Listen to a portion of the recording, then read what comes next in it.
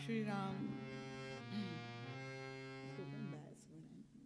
तीखा आ रहा है स्वर। आइए अपनी वाणी को पवित्र करने के उद्देश्य से इस संपूर्ण वातावरण को राममय बनाएं। भगवान नाम संकीर्तन के द्वारा राम कथा रूपी रस सरोवर में प्रवेश करें। ये आवाज तो कैसे कर रहे हो? संकोच छोड़ करके करतल ध्वनि के साथ सब लोग संवेद स्वर में राम नाम संकीर्तन में सम्मिलित हो।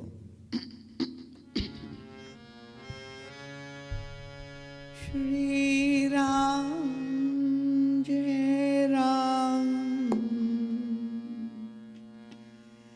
जय जय राम। श्री राम जय राम जय जय राम। श्री राम जय राम जय जय राम। श्री राम जय राम जय जय राम।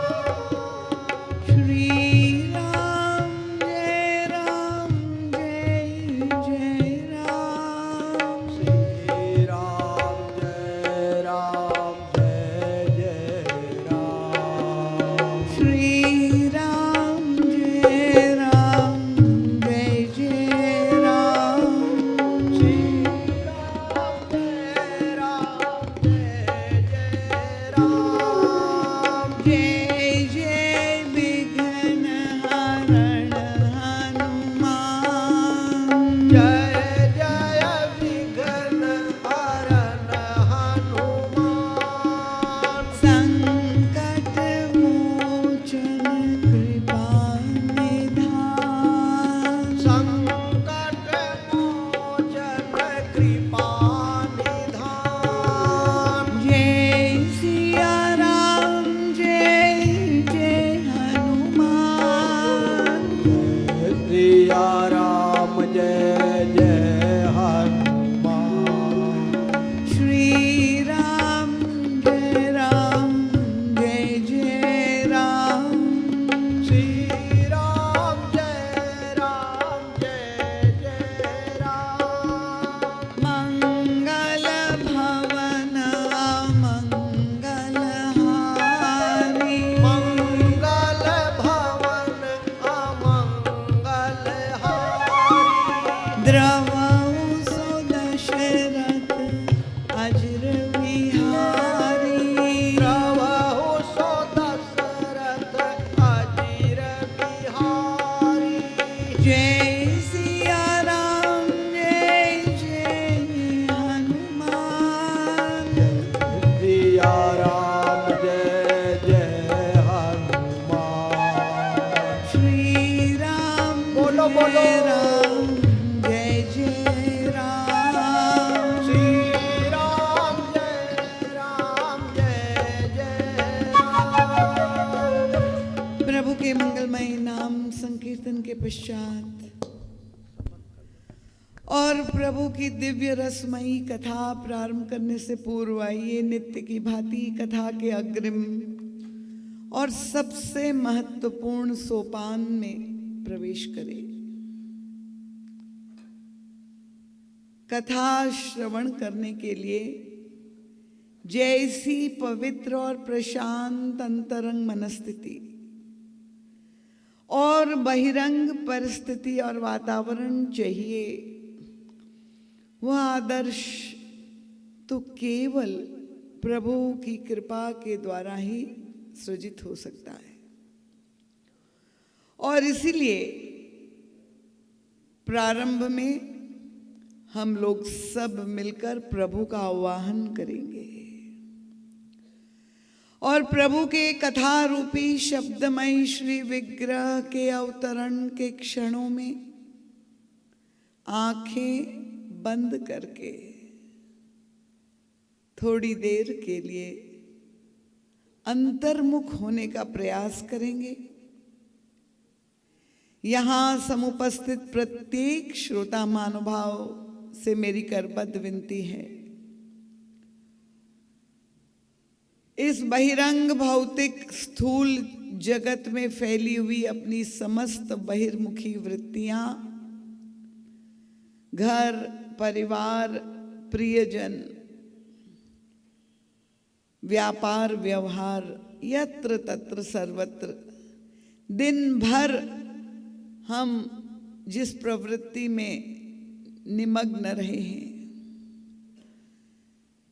सर्वत्र से अपनी समस्त बहिर्मुखी वृत्तियों को समेट कर अंतर्मुख होने के लिए थोड़ी देर के लिए हम लोग ध्यान करेंगे। अपने मन को शांत करने के लिए प्रभु की कथा का अवतरण जब होने जा रहा है, उसे हम पूरी तरह से लाभान्वित हो, इसलिए कुछ क्षणों के लिए आंखें बंद करके प्रभु का आह्वान करते हुए मंगलाचरण के क्षणों में प्रभु की स्तुति करते हुए सामूहिक रूप से हम लोग सब प्रार्थना करेंगे। यही अनुभव करें कि इस समय स्थूल शरीर से भले हम दीपका नगर में बैठे हैं, पर यहाँ उपस्थित प्रत्येक श्रोता आंखें बंद करके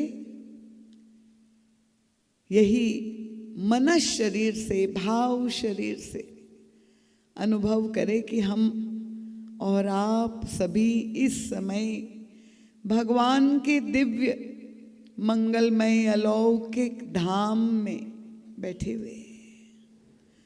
और यह दिव्य अनुष्ठान, ये मानस ज्ञान यज्ञ प्रभु की ही प्रत्यक्ष सन्निधि में, उनके ही दरबार में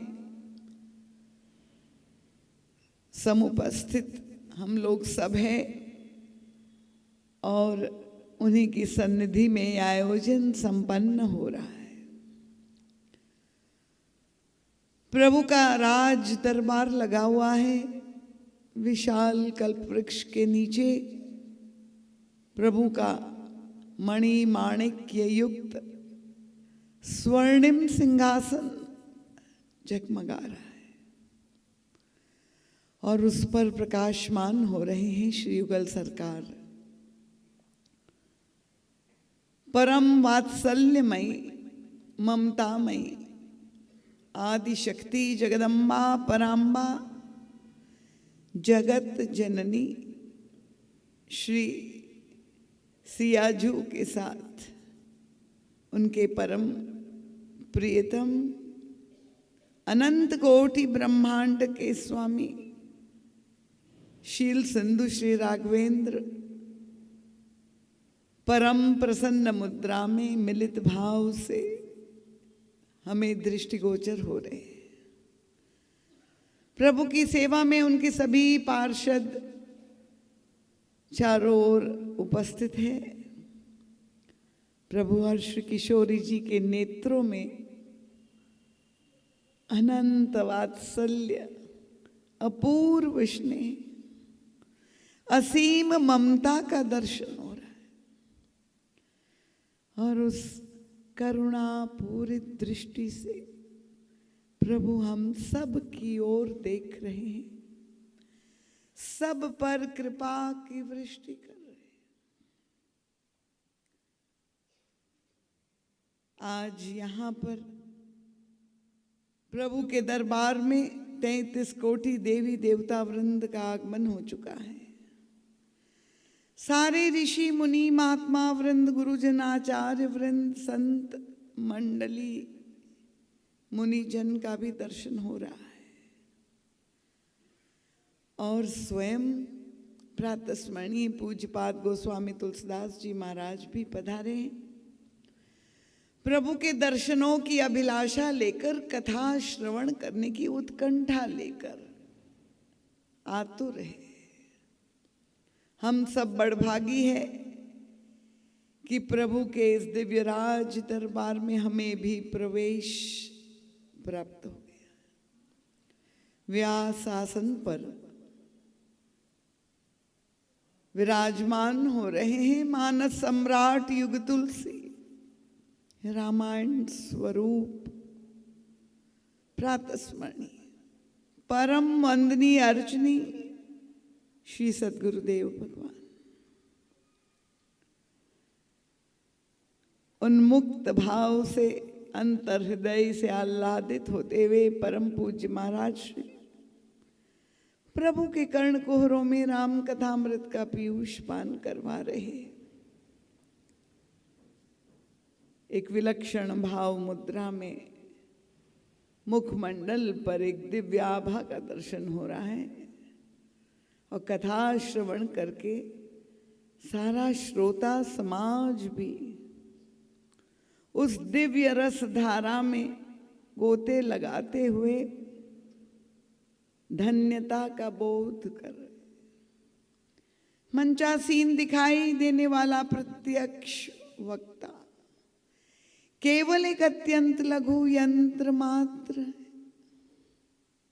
स्वयं प्रभु ही समस्त श्रोताओं के हृदय में विराजमान होकर कथा श्रवण करने की परम पवित्र जिज्ञासा भक्ति अनुरक्ति प्रदान कर रहे हैं और वक्ता को अपना यंत्र बनाकर वे ही प्रभु अपने विलक्षण गूढ़ और गंभीर साधना के सूत्र उद्घाटित कर रहे हैं। आइए हम लोग सब मिलकर प्रभु के चरणों में कृतज्ञता ज्ञापित करें और प्रार्थना करें। हे प्रभु, आपकी अनंत कृपा से पुनः एक और अवसर आज हमारे जीवन में प्रस्तुत हुआ है। आपका गुणानुवाद श्रवण करके हम उसे पूरी तरह से लाभान्वित हो, यह कथा हमारी जीवनी शक्ति बन जाए प्रभु, रक्त शक्ति बन जाए। कथा श्रवण करके समझ करके आत्मसात करके जीवन में हम उसे चरितार्थ कर सके, जिससे हमारे संपूर्ण जीवन का रूपांतरण हो। हमारी वाणी में, विचारों में, भावनाओं में, स्वभाव में, व्यवहार में, दृष्टिकोण में परिवर्तन आए। हमारा अंतर और बाह्य जीवन समुन्नत हो प्रभु। हमारे अंतर जीवन के सारे दोष, क्लेश, विकार, दैन्य आपकी कृपा से समूल रूप से नष्ट हो जाए। हमारे घर परिवार में, हमारे समाज में, हमारे संपूर्ण राष्ट्र में, इस अखिल विश्व में प्रभु आपकी कृपा से सुख एवं शांति की स्थापना। कथा में आने वाली समस्त विघ्न, बाधाएं, संकट और अवरोध, चाहे वे हमारे अंतर जीवन के हो, इस भौतिक जगत के हो, प्रारब्ध जन्य हो, प्रभु आपकी कृपा से ये सारी विघ्न, बाधाएं समूल रूप से नष्ट हो जाए और जिस उद्देश्य से आपने कृपा करके हमें ये मनुष्य शरीर प्रदान किया है, इसी जन्म में जीवन के चरम और परम लक्ष्य को हम प्राप्त कर सके। यही प्रार्थना सब लोग आंखें बंद करके अपने हृदय में प्रभु का साक्षात्कार, उस दिव्य अनुपम झांकी का दर्शन, प्रभु से जुड़ा हुआ परमानंद और परम शांति का स्पंदन अनुभव करने का प्रयास करें। सर्वप्रथम हम लोग सब मिलकर ओमकार मंत्र का सस्वर ध्यान करेंगे। उसके पश्चात प्रभु के सगुण शिव विग्रह की वंदना और स्तुति।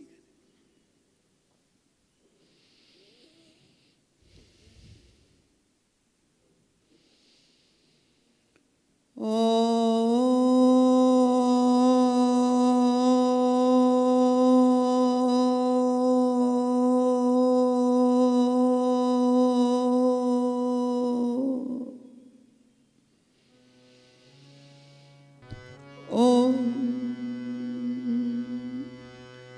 मंगलमूर्तये नमः। गणाधिपतये नमः। वर्णानां मर्त्यसंज्ञानां रसानां छन्दसामपि मंगलानां च कर्तारौ वन्दे वाणी विनायकम्। श्री गुरुचरण सरोज निज मन मुकुर सुधार।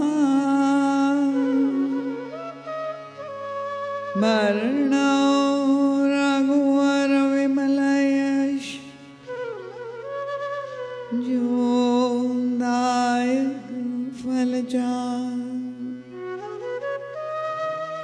बुद्धिहीन तनु जानिके सुमिरो पवन कुमार। बल बुद्धि विद्या देहु मोह हरहु कलेश विकार। मंत्र मूलम गुरोर्वाक्यम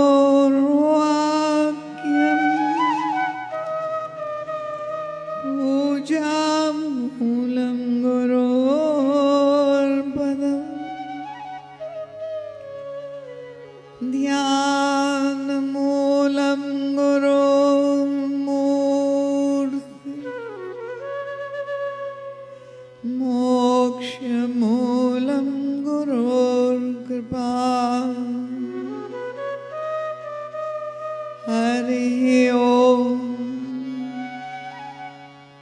श्री गुरुभ्यो नमः। हरि ओम। शांति शांति शांति।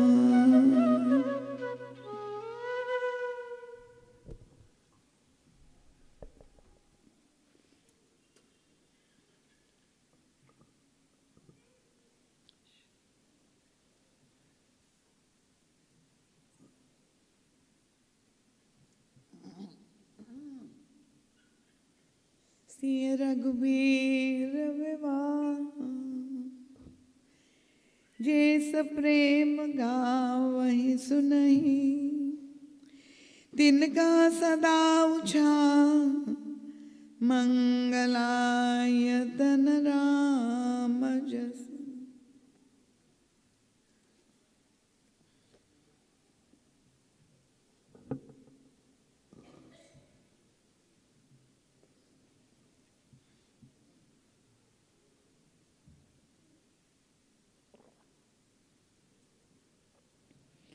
प्रभु के मंगलमय दिव्य नाम स्मरण के साथ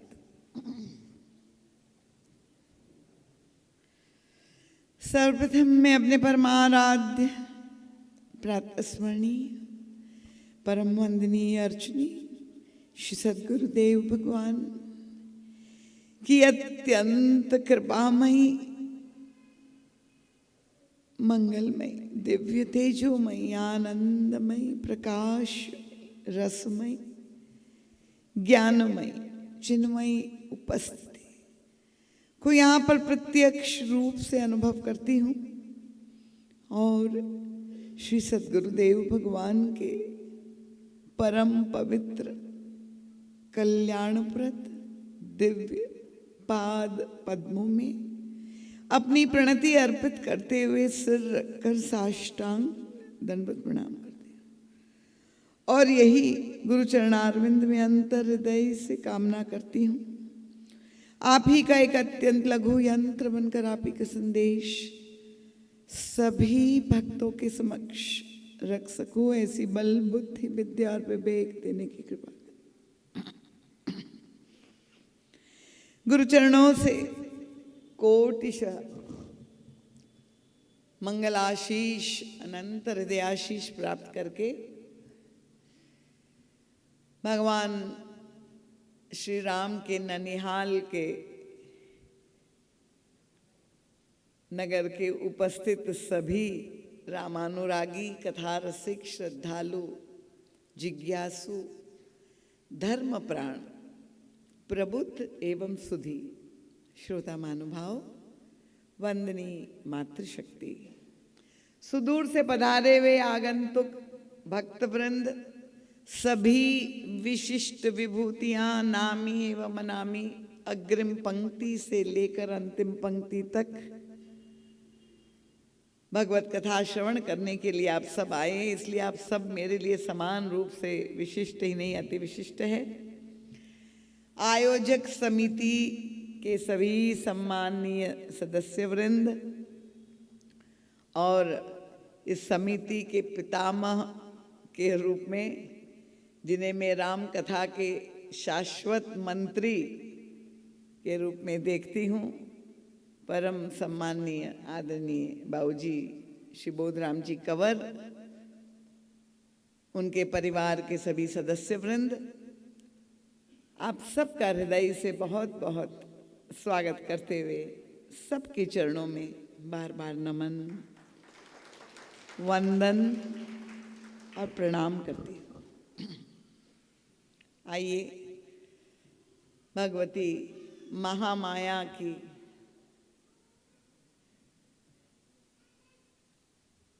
अहेतु की कृपा से आज इस मानस ज्ञान यज्ञ की तृतीय संध्या में हम प्रवेश करने जा रहे हैं।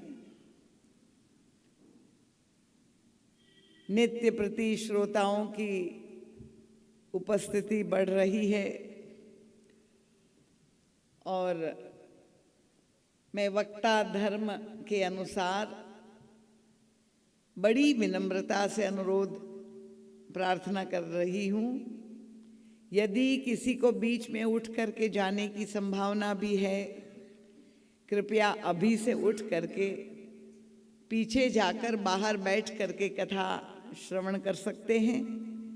किसी प्रकार का व्यवधान कथा में उपस्थित ना हो, इस दायित्व का आप पालन करें। और जब अपना अमूल्य समय निकाल करके आप आए हैं तो आपकी जो उपस्थिति केवल शरीर से दर्ज ना हो, कथा प्रसंग में मन लगाकर बुद्धि पिरोकर और चित्त में समाहित होकर के श्रवण करेंगे तो मुझे विश्वास है कि सनातन धर्म का जो जीवन दर्शन गोस्वामी तुलसीदास जी ने रामचरितमानस में प्रस्तुत किया है और गोस्वामी तुलसीदास जी महाराज के इस विलक्षण कृति की जो व्याख्या, अभिनव मौलिक व्याख्या युग तुलसी परम पूज्य महाराज श्री ने की है, वही चिंतन प्रसाद मैं आपके समक्ष नित्य प्रति रख रही हूँ। क्योंकि बहुत से श्रोताओं ने कहा, हमारे आदरणीय बाबूजी भी यही कह रहे हैं कि सब लोगों की प्रतिक्रिया मैं पूछ रही हूँ, क्योंकि कथा में कोई भजन कीर्तन नृत्य मनोरंजन नहीं है, तो मुझे संदेह हो रहा है कि यही शैली बन चुकी है आजकल। स्वाभाविक शैली कथा से यही लोग अपेक्षा करते हैं। आज किसी ने मुझे अनुरोध भी किया कि दीदी माँ बीच में एकाध भजन भी हो जाए तो और आनंद आएगा। तो मैंने कहा कि मैं पूछ लूँगी, अगर अनुमति है और आप लोगों की यही इच्छा है तो ठीक है, वो भी हो सकता है। पर अगर आप लोगों में ज्ञान प्राप्त करने की जिज्ञासा है, मनोरंजन तो सब जगह मिल जाएगा आपको, पर यहाँ मैंने कहा कि बुद्धि रंजन और चितरंजन का अवसर है। तो जैसी आपकी भूख, उसके अनुसार अपना उद्देश्य है आनंद की अनुभूति। तो जिस प्रसंग पर चर्चा गत 2 दिनों से चल रही थी, उसी क्रम को आज और हम आगे बढ़ाएंगे। भगवान श्री राम वे पहले अवतार है। अवतारों की श्रृंखला में, क्योंकि मुझे ये बताया गया कि दीपिका में तो कोई राम कथा हुई नहीं है, श्रीमद् भागवत की ही कथा होती है। तो भागवत में भी अवतारों की चर्चा की गई है। कहीं पर 12 अवतार तो कहीं 24 अवतारों की चर्चा है।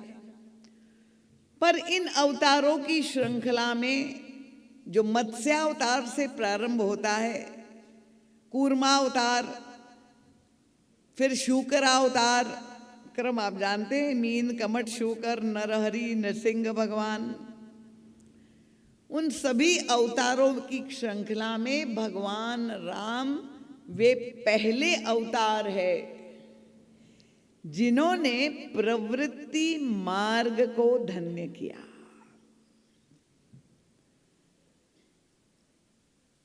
प्रवृत्ति मार्ग और निवृत्ति मार्ग, ये 2 मार्ग है जीवन के। कथा के पहले दिन से मैं चर्चा कर रही हूं। और संसार के अधिकांश व्यक्ति तो प्रवृत्ति मार्ग पर ही चल रहे हैं। निवृत्ति परायण महापुरुष जो सब कुछ त्याग करके घर, परिवार, प्रियजन और त्याग वैराग्य का मार्ग अपना करके अपने जीवन को परम शांति, मोक्ष की प्राप्ति करना चाहते, बहुत बिरले लोगों के लिए संभव है। सांसारिक व्यक्ति में कामना है और इसलिए वो सकाम व्यक्ति प्रवृत्ति के द्वारा अपनी कामना पूर्ति में संलग्न है। पर होता क्या है कि अधिकांश व्यक्ति जो प्रवृत्ति मार्ग में चल रहे हैं, आप जानते हैं कि पुरुषार्थ के 4 फलों को का निरूपण हमारे ऋषि मुनियों ने किया है। व्यक्ति पुरुषार्थ करे, कर्म करे और उसके द्वारा वो अपने जीवन में अर्थ, काम, धर्म और मोक्ष, ये 4 फल पाने का उसको लाइसेंस दिया हुआ है। पर अधिकांश व्यक्ति संसार में दिखाई देता है कि वो तो केवल अर्थ और काम को पाने में प्रवृत्ति में इस तरह से संलग्न हो जाते हैं कि आखिर में वे प्रवृत्ति के ग्रास बन जाते हैं। क्योंकि अर्थ और काम में उनको सुखानुभूति होती है, इसलिए अधिक से अधिक मात्रा में धन, पैसा, अर्थ उपार्जन करके और काम के द्वारा वो सुख पाने के प्रयास में अर्थ और काम को ही अपने जीवन का लक्ष्य या साध्य बना देते हैं और वो परमानंद से वो वंचित रह जाते हैं। इसीलिए भगवान श्री राम ने प्रवृत्ति मार्ग को स्वीकार किया। ये पहले अवतार है और प्रवृत्ति परायण व्यक्ति का मार्ग प्रशस्त किया कि प्रवृत्ति में रहकर भी व्यक्ति अर्थ काम का सुख भोगते हुए अगर धर्म मार्ग पर चलकर वह चरम फल जो मोक्ष है, वह मुक्ति का सुख है, उसको वो प्राप्त कर सकता है। ये भगवान श्री राम ने स्वयं अवतार लेकर धराधाम पर नर लीला करके हमारा मार्ग प्रशस्त किया। समझ में आ रहा है सबको? कठिन तो नहीं हो रहा है ना? सबको समझ में आ रहा है ना? देवियां सब चुप बैठी है तो अच्छी बातें सुन रही है, पर मेरी भाषा समझ में आ रही ना? हाँ, बहुत अच्छा है। तो हरदी बाजार की मुझे लगता है माताएं हैं, पुरानी श्रोता है हमारी, तो आप लोगों का विशेष स्वागत है। और इसीलिए हमें अपने जीवन में, क्योंकि जहां पर व्यक्ति अर्थ और काम में उलझ जाता है, उसके पीछे जो वृत्ति है, अब लोभ और काम की वृत्ति से व्यक्ति ग्रस्त हो जाता है। और भगवान श्री राम ने स्वयं मानस में निंदा की है कि तात तीन अति प्रबल खल, काम क्रोध अरु लोभ। ये बहुत बड़े मनुष्य के शत्रु है। तात तीन अति प्रबल खल, खल कहा, काम क्रोध अरु लोभ, मुनि विज्ञान धाम मह। साधारण संसारी व्यक्ति तो रहने दीजिए, बड़े बड़े मुनि ऋषि मुनियों के जीवन में भी पतन जैसी घटनाएं देखने को मिलती है। इतिहास इसका साक्षी। तो मुनि विज्ञान धाम मह करई निमिष मह क्षोभ। तो फिर प्रश्न हमारे सामने ये है कि हमारे जीवन में दृष्टिकोण क्या होना चाहिए। एक और काम की निंदा की गई और दूसरी ओर ये भी हम सब जानते हैं कि सृजन के मूल में जो वृत्ति है वो काम है। तो सृष्टि का विस्तार जब करना है तो काम की अपेक्षा है। और ये जितनी भी ललित कलाएं हैं, चाहे वो संगीत है, नृत्य है, चित्रकारिता है, जितनी भी कलाएं हैं, सबके मूल में जो वृत्ति है वो काम है। तो फिर हमारे सनातन धर्म का दृष्टिकोण क्या है? रामचरितमानस का जीवन दर्शन क्या है? हमारी दृष्टि क्या होनी चाहिए? किस तरह से हमें अपने जीवन में इनको स्वीकार करना चाहिए? और तब युग तुलसी परम पूज्य महाराज श्री ऐसे गंभीर प्रश्न, जो साधक के जीवन में एक अंतर्द्वंद आता है, एक संघर्ष होता है कि हम काम को स्वीकार करें कि न करें। अगर ये पतन का कारण है तो फिर किस रूप में उसे स्वीकार करें? तो इस विवाह प्रसंग के द्वारा इन सारे प्रश्नों का हमें समाधान प्राप्त होता है। और तब परम पूज्य महाराज श्री देखिए कितनी सुंदर ढंग से समझाते हैं।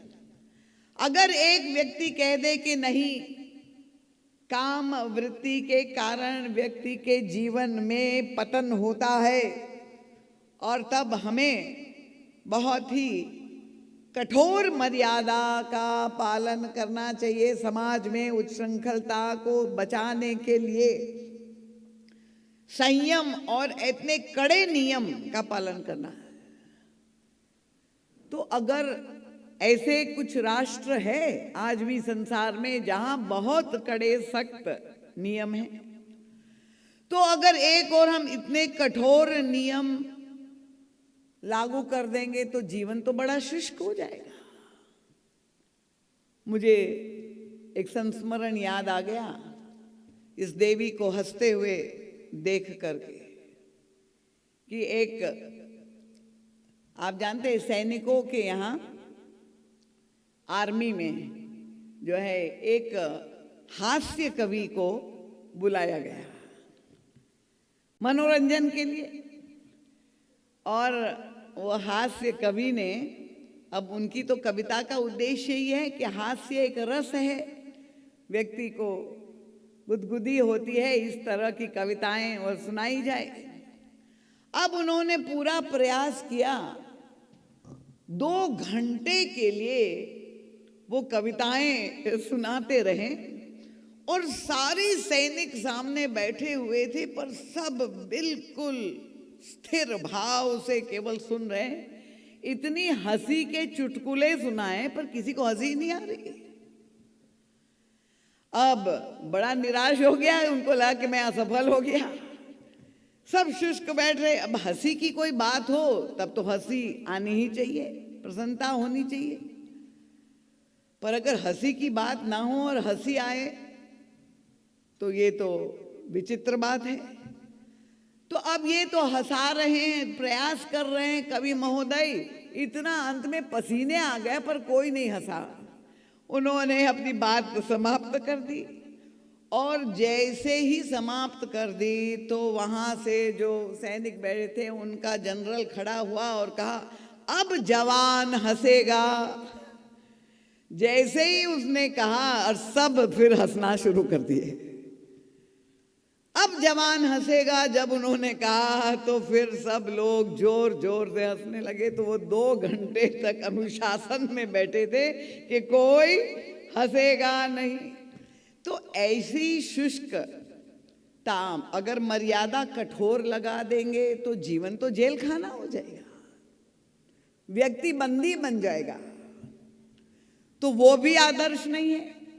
और अगर व्यक्ति को छूट दे दी कि तुम अपनी मनमानी करो, जो अच्छा लगे, जैसा चाहे रहो, तो भी अगर पूरी छूट दे दी जाए तो भी क्या होगा? हर एक व्यक्ति जो चाहता है करने लगेगा। तो फिर महाराज श्री कहते कि तो जीवन तो पागल खाना बन जाएगा। तो हमारा आदर्श क्या है? एक और कठोर मर्यादा और एक और पूर्ण स्वतंत्रता, मनमानी करने की छूट दे दे।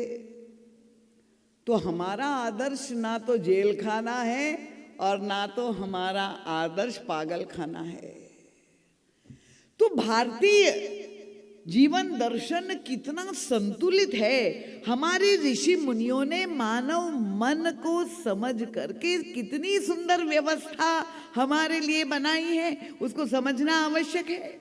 ये भारतीय संस्कृति की बात कह रही हूँ इसलिए बार बार, क्योंकि पाश्चात्य संस्कृति का जो प्रभाव, ये विचारधारा हमारे देश में आए कि हर एक व्यक्ति को छूट दे दी जाए, कोई बंधन नहीं, जो जैसा चाहे जब चाहे कर सकता है, तो वो तो पागल खाना ही है। पर हमारे गुरुदेव कहते हैं हमारा आदर्श ना जेल खाना है ना पागल खाना है, हमारा आदर्श घर है। घर की क्या विशेषता है?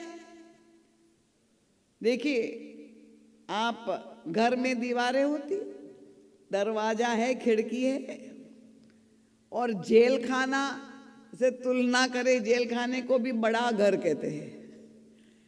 और जेल की दीवारें अगर किसी ने देखी हो बाहर से, अंदर से नहीं, तो जेल की दीवारें तो और मजबूत होती है और ऊंची ऊंची होती है। वहां भी दरवाजा होता है, वहां भी चिटकिनी लगती है। पर कोई बड़े घर में कि बहुत मजबूत दीवार है, कोई वहां ऊंची ऊंची दीवारें, उसमें रहना पसंद करेगा क्या? यहाँ पर कोई जेल जाना चाहता है कि भाई बड़ा ही सुरक्षा है वहां? कोई नहीं चाहेगा। क्यों? उनका घर में और जेल में अंतर क्या है? देखिए, दरवाजा दोनों जगह है, पर घर में आप ताला लगा सकते हैं, भीतर से भी और बाहर से भी। और जेल में जो ताला लगता है वो बाहर से लगता है, भीतर से नहीं। इसका मतलब क्या हुआ? घर में व्यक्ति के पास स्वस्वीकृत स्वतंत्रता है और स्वस्वीकृत परतंत्रता है। वो जब चाहे तो अंदर से बंद कर ले, जब चाहे बाहर जाना तो खोल करके बाहर जाए। वो स्वयं स्वतंत्रता स्वीकार करता है और परतंत्रता भी स्वीकार करता है। जेल में तो व्यक्ति केवल परतंत्र होकर के रहता है, वहां स्वतंत्रता नहीं है। तो आदर्श हमारा घर है, और इसलिए ऋषि मुनियों ने ये जीवन को 4 आश्रम में विभाजित कर दिया। उनका ब्रह्मचर्य, गृहस्थ, वानप्रस्थ और सन्यास, ये 4 आश्रम की अपनी मर्यादाएं हैं। और गृहस्थ आश्रम का तात्पर्य क्या है कि उसके मन में जो वासनाएं हैं, जो काम वृत्ति है, वो संयमित रूप से, मर्यादित रूप से विवाह के द्वारा वो अपने मन को रंजित करके सुख पाने के लिए वो काम वृत्ति का सदुपयोग करे विवाह के द्वारा, और अपने जीवन में वो सुख प्राप्त करे। तो ये घर हमारा आदर्श है। अगर बिल्कुल छूट दे दी जाए व्यक्ति को, मनमानी करो, कोई किसी से भी जाके विवाह कर ले, जिसके साथ संबंध कर ले, तो समाज में उच्छृंखलता होगी, उसको पागल खाना ही कहेंगे। तो इसीलिए ये विवाह की जो संस्था की स्थापना की गई, उसका उद्देश्य यही है कि मनुष्य और समाज दोनों को नियंत्रित रख करके और अपनी वृत्तियों की पूर्ति भी हो जाए, वंश वृद्धि भी हो जाए, और उसके साथ व्यक्ति धर्म पूर्वक इन सुखों को भोगता हुआ वो अपने परम लक्ष्य को प्राप्त कर सके। तो इसीलिए सुख पाना है काम के द्वारा। अब 2 प्रकार की वृत्तियां दिखाई देती है। कैसे? शास्त्र में कहा गया कि एक प्रकार के व्यक्ति है जो आनंद पाना चाहते हैं, पर उनकी वृत्ति ऊर्ध्वमुखी है, और दूसरे वो व्यक्ति है जिनकी निम्न प्रकार की वृत्ति है, वो अधोवृत्ति है उनकी, और वो सुख पाने के लिए। अब ऊर्ध्व वृत्ति का मतलब क्या हुआ? माना यही जाता है कि जो जो व्यक्ति देह भाव से, मन से, बुद्धि से ऊपर उठता है, जो जो वो ऊपर उठता जाता है, उपराम होता जाता है देह मन बुद्धि से, तो उसके हृदय में, ध्यान में आनंद का विस्तार होता है। ऊर्ध्वगामी शरीर में भी अगर आप देखिए, हमारे शरीर के ऊपर के भाग में माना यही जाते जो ऋषि मुनि साधना करते हैं, तो जो कुंडालिनी जागरण होती है और तब वह साधना जो जो बढ़ती है, तो हृदय का जो चक्र है, आज्ञा चक्र है, सहस्त्रार है, ऊपर जैसे जैसे उनकी साधना वृद्धंगत होती है, तो उनको वो परमानंद, वो ईश्वर सा साक्षात्कार उन्हें प्राप्त होता है। तो ऊपर की ओर भगवान शंकर के लिए कहा गया कि वे निरंतर समाधि में रमण करते हुए ऊर्ध्व रेता है, जहां उनकी सारी वृत्ति ऊर्ध्वमुखी है। दूसरा व्यक्ति वो है जो सुख पाने के लिए वो शरीर के नीचे अंग की ओर आप देखिए, सुख पाने के लिए अधोगामी उसकी वृत्ति है। शरीर के नीचे के जो अंग है उसके द्वारा वो सुख पाना चाहता है, और वो अधोगामी वृत्ति वाला व्यक्ति अक्सर वो उसका पतन होता हुआ दिखाई देता है। तो आनंद पाने की, सुख पाने की ये दो प्रक्रियाओं का वर्णन किया गया। कोई व्यक्ति सूक्ष्म रूप से भी आनंद पा लेता है और कोई स्थूल रूप से आनंद पाता है। देखिए, मानस में सब तरह के दृष्टांत पाता, क्योंकि मूल में प्रत्येक व्यक्ति की अपेक्षा क्या है? हर एक व्यक्ति आनंद ही पाना चाहता है, माध्यम चाहे कोई भी हो। अब सूक्ष्म रूप से आनंद पाने का मतलब क्या, और स्थूल रूप से बहुत सुंदर हमारे गुरुदेव समझाते हैं कि जैसे कोई व्यक्ति सौंदर्य का प्रेमी है। अब आंखें जो हम सबको प्राप्त है, सब आंखों को सौंदर्य, क्योंकि सुंदरता आंख का विषय है, इस इंद्रिय का विषय जो है सुंदरता है। और सौंदर्य का जो प्रेमी है उसको निश्चित रूप से आकर्षण होता है जहां वो सुंदरता देखता है, और सौंदर्य को पाना चाहता है, और तब उसके मन में वो काम और वासना की वृत्ति मन में जन्म लेती है। अब एक व्यक्ति है, उसने देखा बगीचे में बहुत सुंदर एक पुष्प खिला हुआ है, और उसने वो फूल देखा, गुलाब बहुत सुंदर है, उसने तोड़ा।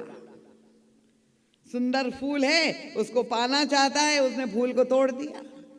तोड़ करके नासिका से उसका सौरभ, उसका सुगंध ले करके उसको सुखानुभूति इंद्रिय को मिल रही है, आंखों से देख रहा है, हाथ में पकड़ करके सुंदर फूल, और फिर थोड़ी देर में चाचा नेहरू की तरह पॉकेट में भी लगा करके घूम रहा है, उसको उसमें सुख मिल रहा है। और दूसरा व्यक्ति है, देखिए उसकी वृत्ति, प्रकृति में आपने देखा हो कि बगीचे में कहीं गए हैं, बहुत सुंदर फूल है, वहां पर एक मंडराता हुआ भंवरा दिखाई देता है। भ्रमर समझते ही नहीं, मधुकर भंवरा। अब भंवरा भी बड़ा रसिक है, रसिकता के लिए यही साहित्य में उपमा दी जाती है। वो भी सुंदरता का उपासक है, सौंदर्य का प्रेमी है, सुंदर सुंदर पुष्पों पर वो भी मंडराता हुआ रस लेता है, रसिकता का उसका दर्शन होता है। पर आपने भ्रमर को देखा किस तरह से रसपान करता है? वो सुंदर पुष्प पर बैठता भी है, और उसके अंदर, पुष्प के अंदर मकरंद जो छिपा हुआ है, शहद जो फूल में होता है, वो भ्रमर उस पर बैठ करके रस भी चूस लेता है, और तृप्त भी होकर के उड़ भी जाता है, पर फूल को किसी भी प्रकार की ना हानि पहुंचाता है। उसका सौंदर्य जो का त्यों बरकरार रहता है, और मधुकर भी तृप्त हो जाता है। तो सूक्ष्म रूप से भी रस लेने की वृत्ति, एक व्यक्ति है सौंदर्य का प्रेमी है, पर फूल को तोड़ा, थोड़ी देर के सूंघा और फिर फेंक दिया, फूल नष्ट हो गया। और दूसरा प्रेमी जो सौंदर्य का है, मधुकर की तरह, उसने रस भी ले लिया, पर सौंदर्य में, पुष्प में कोई कमी नहीं आई, वो वैसा ही सुंदर खिला का खिला रह गया। तो ये रस लेने की दो प्रकार की वृत्ति, कला भगवान राम हमें सिखा रहे हैं। कहां पर ये दर्शन हो रहा है?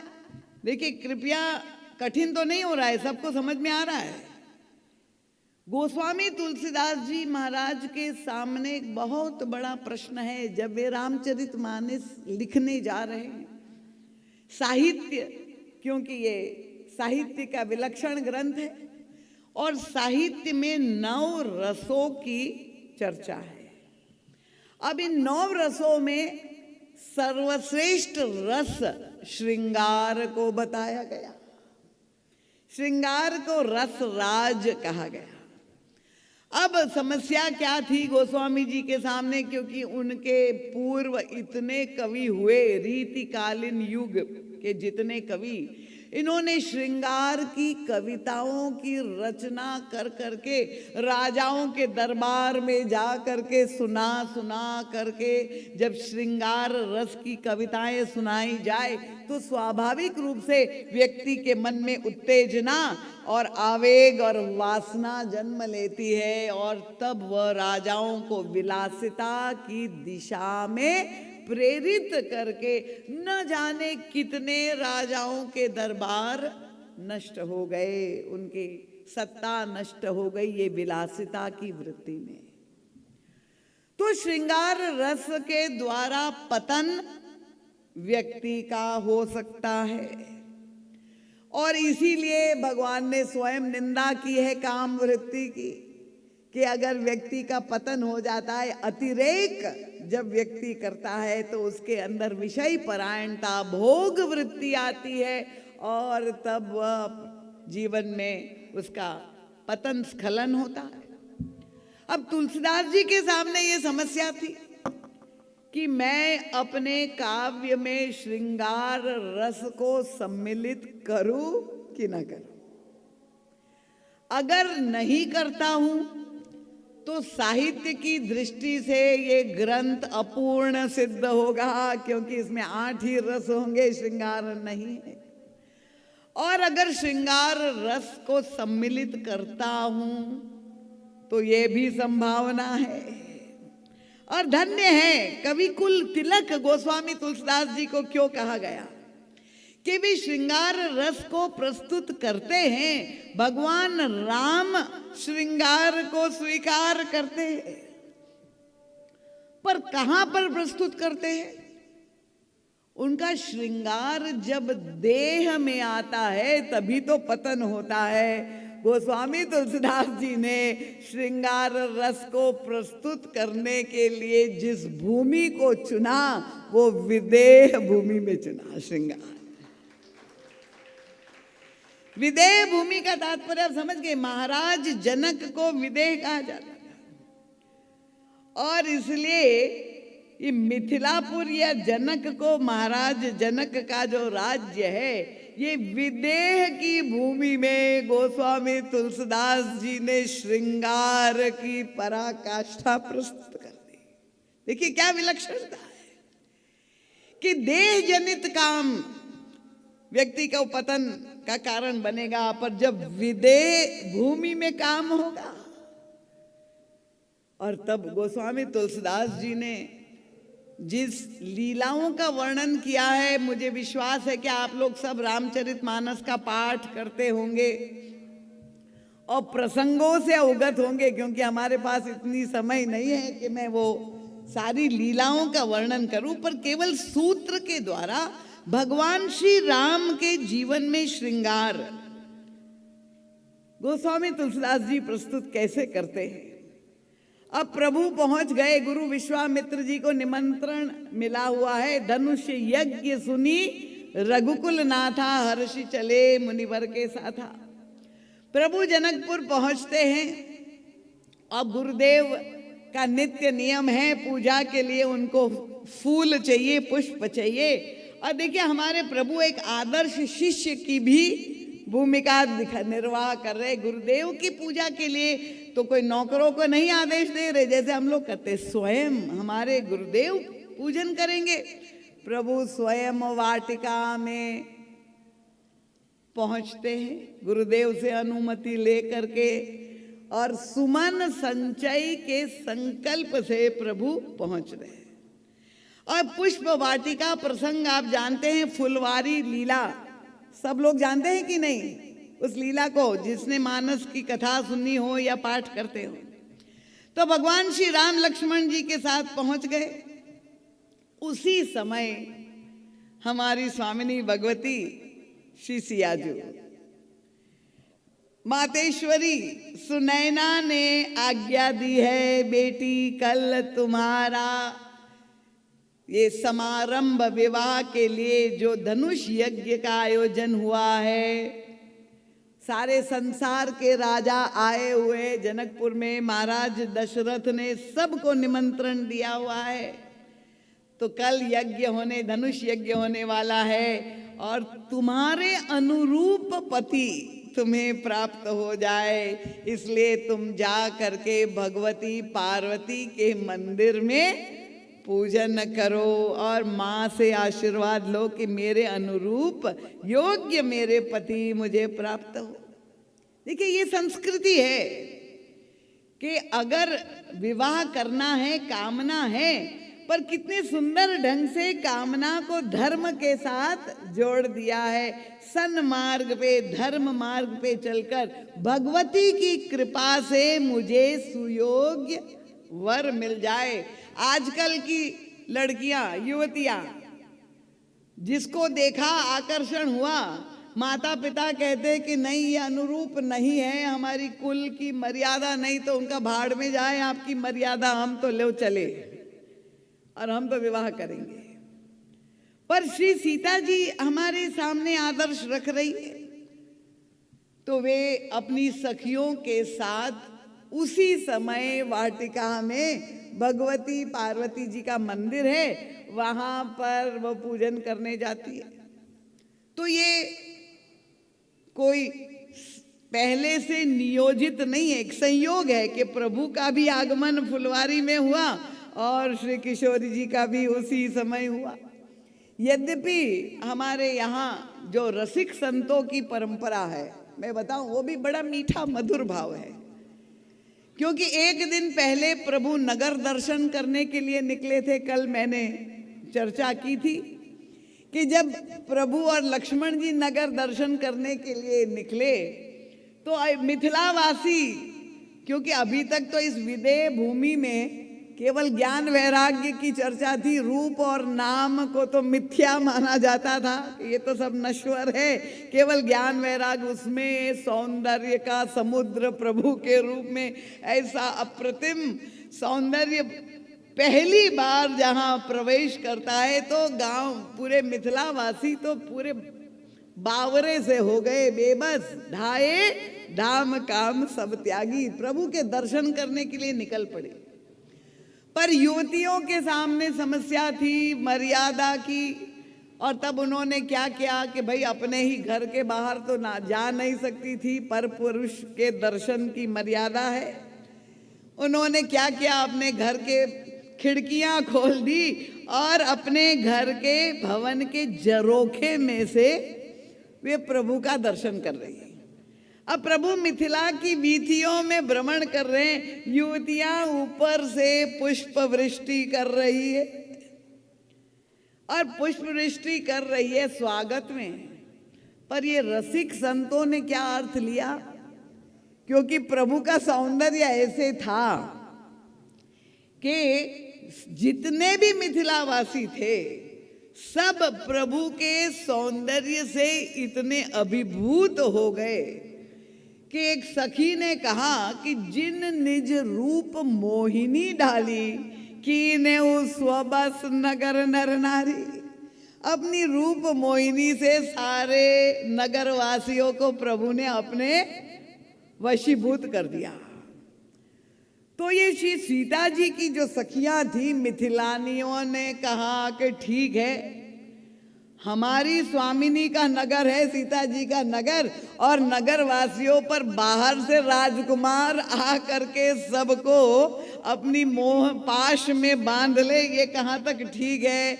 उन्होंने कहा आप ऐसे नहीं, पुष्प वृष्टि के द्वारा संकेत किया कि कल पुष्प वाटिका में आइए, तब रूप का संग्राम हो जाए, तब देखेंगे कि अधिक सुंदर कौन है।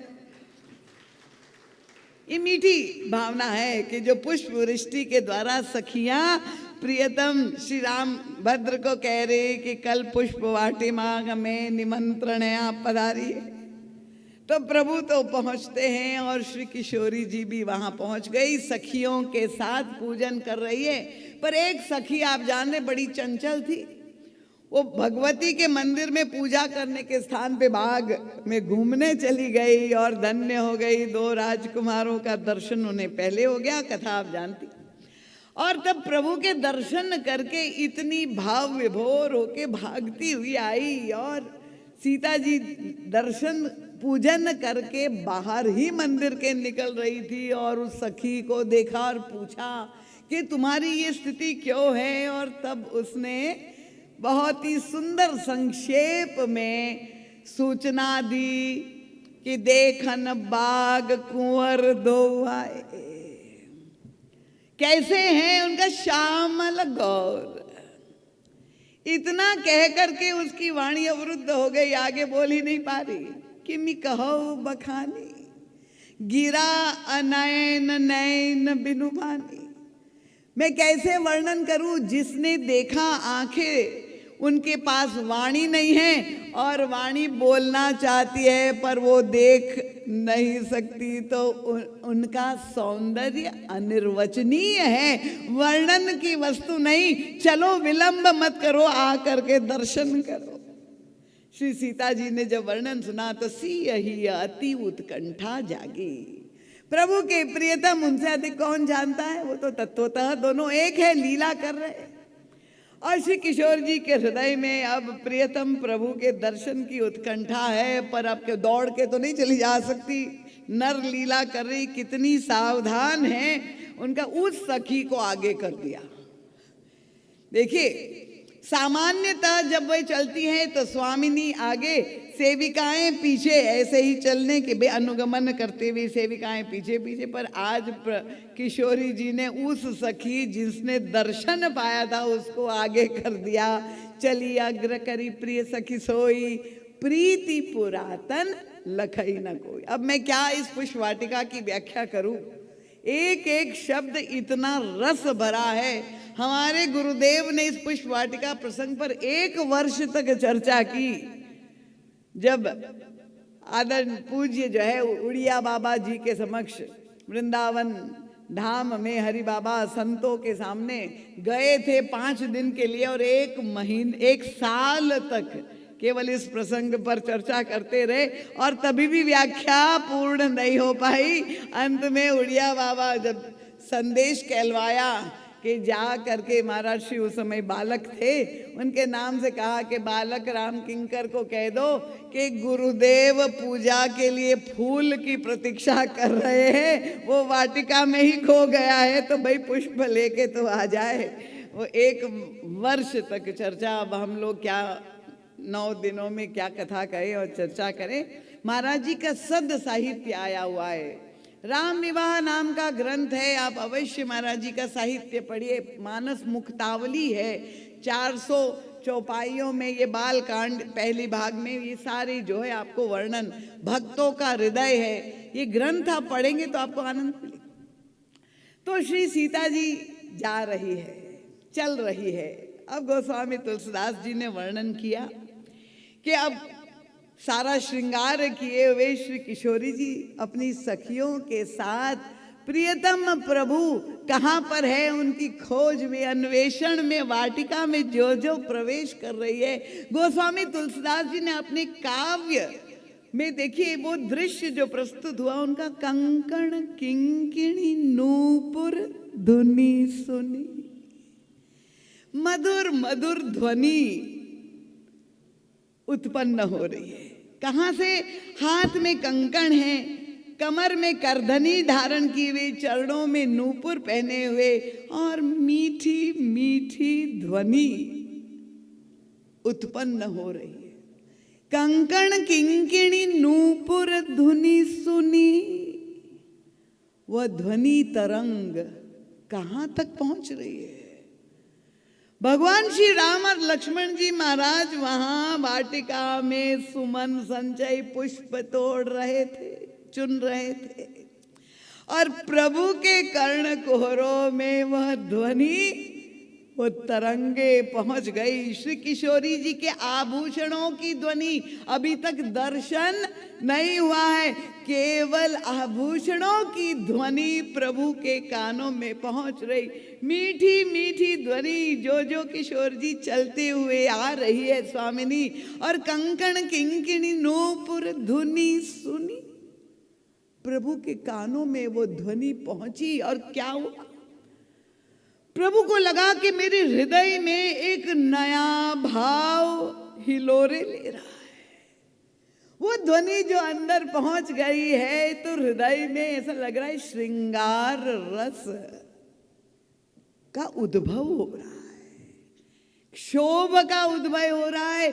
और तब प्रभु को लगा, प्रभु बड़े सजग है, उन्होंने देखा मैं अकेला तो नहीं, एक और तो मेरे साथ है, लक्ष्मण की ओर देखा कि इस ध्वनि का प्रभाव मेरे हृदय में ऐसा रस हिलोरे लेने लगा, श्रृंगार उत्पन्न हो रहा है। लक्ष्मण पर क्या प्रभाव हो रहा है उसकी ओर तो देखेंगे।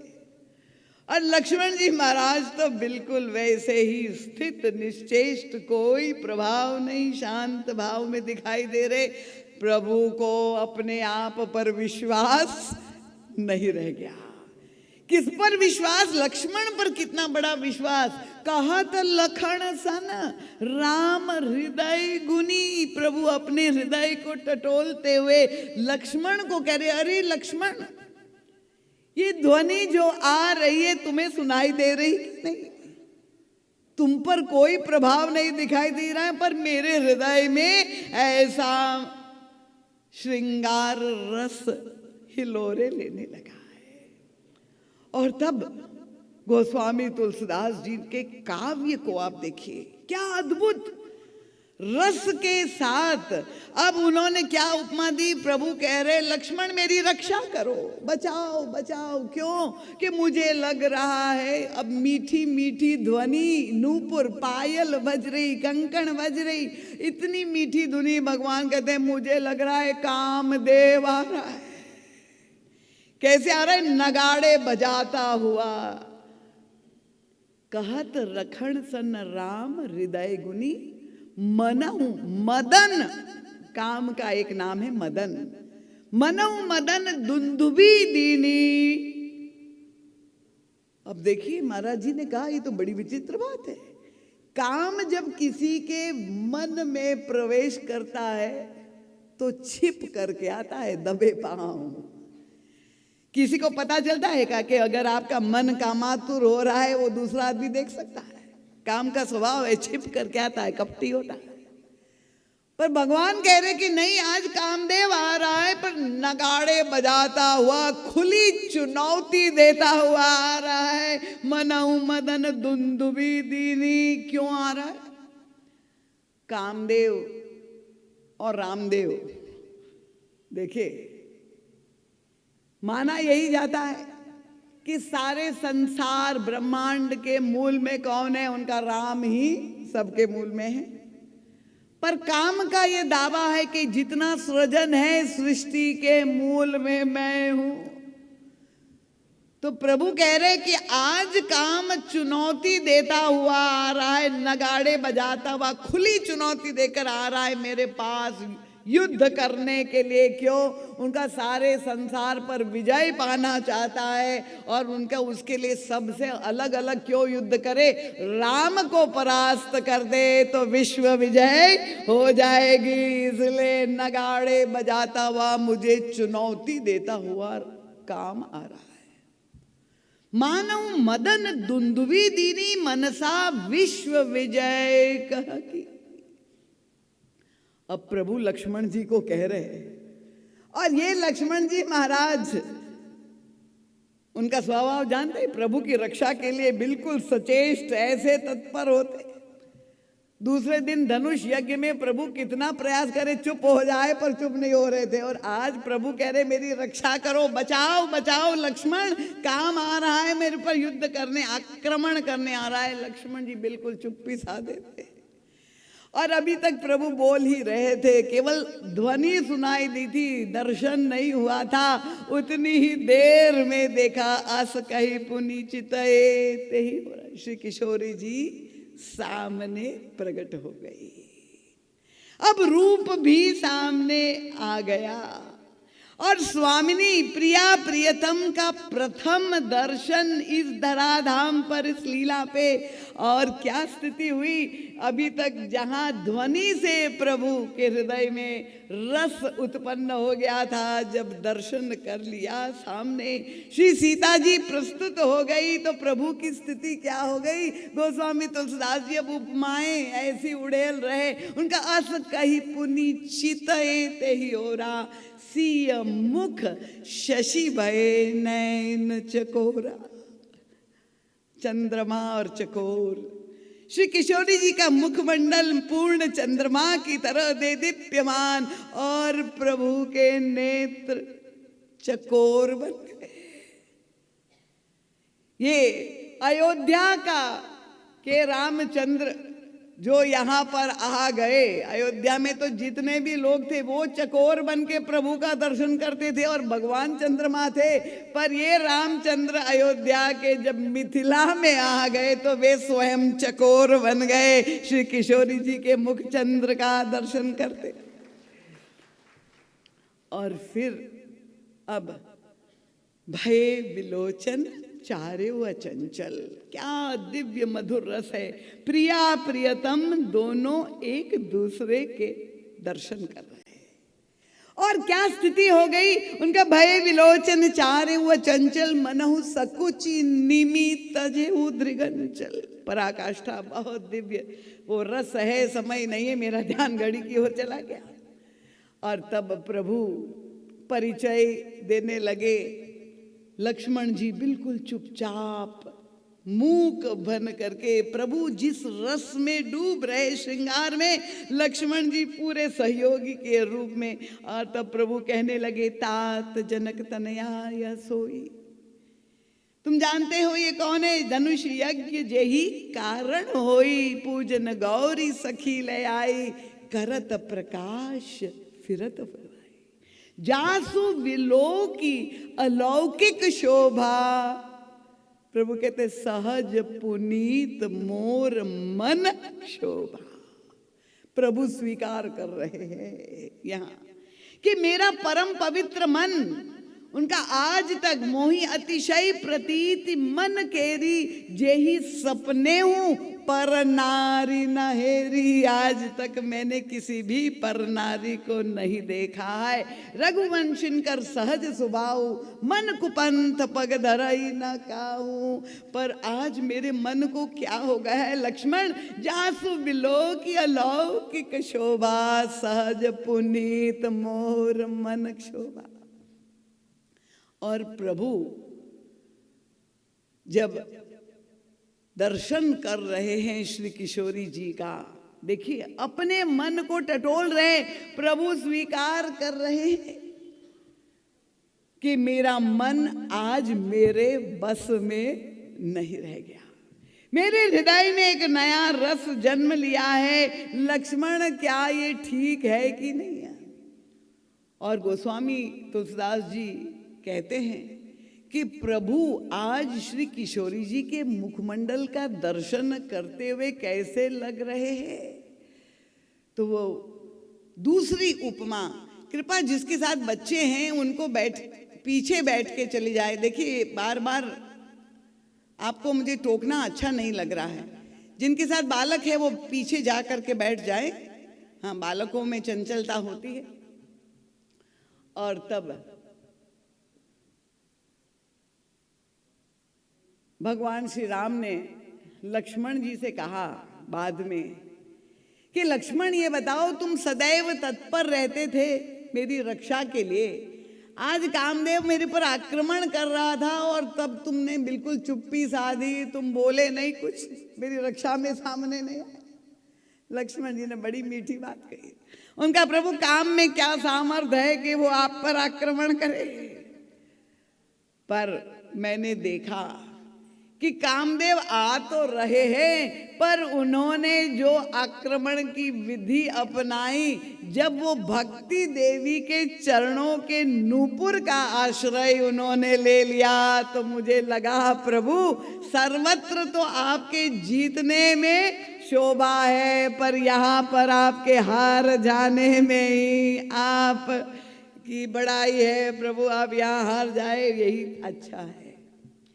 तो गोस्वामी तुलसीदास जी ने काम का प्रवेश, आप देखिए विदेह वाटिका में काम को यहाँ पर भक्ति देवी के चरणों में स्थान दे दिया, काम का प्रवेश किया। पर महर्षि कहते हैं कि आप अगले दिन, फिर वो दिव्य मिलन का प्रसंग है, वो तो अभी चर्चा का विषय नहीं है। दूसरे दिन जब धनुष यज्ञ संपन्न होना था, अब पुष्प वाटिका का जो प्रसंग है, महाराज श्री कहते हैं ये श्रीमद् भागवत की रास पंचाध्यायी है, जहां श्री किशोर जी और प्रभु ने एक दूसरे के प्रति जो स्नेह उत्पन्न होता है, जो प्रेम है, वो पूर्ण मिलन जहां हो रहा है, पर वो अशरीरी मिलन है। ना एक शब्द बोला गया, ना स्पर्श किया गया, ना बातचीत की गई, केवल आंखों आंखों में दर्शन करके स्नेह निवेदन हो गया। पूरी मर्यादा के साथ प्रेम की पराकाष्ठा जो है, वो बहुत विलक्षण प्रसंग है, पुष्पवाटिका का प्रसंग। तो काम का प्रवेश यहाँ पर हो गया। पर दूसरे दिन धनुष यज्ञ, अब श्री सीता जी को याद है, हृदय तो अनुरक्त हो गया है प्रभु से, पर पिताजी की प्रतिज्ञा की मर्यादा भी है उनके सामने, उसका पालन करना। ये तो नहीं कि मैं उनसे विवाह करूं। महाराज जनक ने कहा है कि जो धनुष तोड़ेगा शिव जी का, उसी से मेरी कन्या वरण करेगी। तो समारंभ जब धनुष यज्ञ का हुआ, तो सारे राजा विराजमान है, प्रभु और श्री लक्ष्मण जी भी को स्थान दिया है यथा योग्य जनक जी महाराज ने। और तब श्री किशोर जी मंडप में प्रवेश करते हैं, और जब वे पधारती है उनके लिए भी स्थान, पर अब उनके हृदय में तो उत्कट भावना है, हमारे प्रियतम कहाँ बैठे, हजारों की संख्या में बैठे, उनकी आंखें खोज रही है प्रियतम को कहाँ पर है।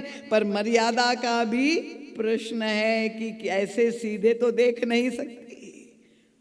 और तब गोस्वामी तुलसीदास जी से पूछा कि बताओ श्री किशोरी जी, किस विधा से दर्शन, प्रभु के दर्शन की विधा, ये भक्ति देवी भगवान के कैसे दर्शन करने चाहिए। कल मैंने वो विधा ग्राम बधूटिन स्त्रियों की भी प्रसंग रखा था, मिथिलानियों का भी रखा था। अलग अलग विधा से कैसे प्रभु का दर्शन कर सकता है जीव। तो भक्ति देवी हमारा मार्ग प्रशस्त करती है। गोस्वामी जी ने कहा कि वो पहुंच गई, अब देखना चाहती है तो कैसे दर्शन करे। उनका प्रभु ही चितव पुनि चितव मही, सामने प्रियतम बैठे हैं, कभी आंखें ऊपर कभी नीचे पृथ्वी को, ऐसी आंखें किशोरी जी के नेत्र बड़े चंचल हो रहे, और नीचे मर्यादा में झुकी हुई पलके, फिर आंखों में लालसा प्रियतम का दर्शन हो जाए, फिर आंखें उठा करके देख रही, फिर नीचे हो रही। तो प्रभु ही चितव पुनि चितव मही, राजत लोचन लोल। गोस्वामी जी ने कहा जनु मनसिज मीन छवि, विदु मंडल डोल। इनको श्री किशोरी जी की जो दो नेत्र है, उसकी तुलना मछलियों से की। मछली जल में रहती है, अत्यंत चंचल होती है। तो जनु विधु मंडल डोल, श्री किशोरी का मुख चंद्रमा, अमृतमय जो चंद्रमा है, उसमें दो मछलियां अत्यंत चंचल काम क्रीड़ा में संलग्न हो रही है, बड़ी चंचल हो रही है। ये किशोरी जी के नेत्र में गोस्वामी तुलसीदास जी को उपमा जो दी, महाराज श्री कहते हैं काम की कितनी पदोन्नति हो गई। मनसिज काम का एक पर्याय नाम है। तो खेलत मनसिज मीन जुग, ये दो आंखें जो पुतलियां हैं, चंचल हो रही है। वो कवि की दृष्टि है, वो कह रही है दो मछलियां मानो आंखों में ऐसी चंचल हो रही है, वो काम क्रीड़ा में संलग्न है। ऐसे किशोरी जी के नेत्रों में काम का प्रवेश हो गया। अब काम और पदोन्नति हो गई। पहले चरणों में था, नूपुर में स्थान था, और फिर नेत्रों में पहुंच गया काम। इतना महिमा मंडित कर दिया। भक्ति देवी के नेत्रों में खेलत मनसिज मीन जुग। पर पराकाष्ठा क्या हो गई आप जानते हैं कि जब प्रभु ने धनुष तोड़ दिया और विवाह निर्धारित हो गया,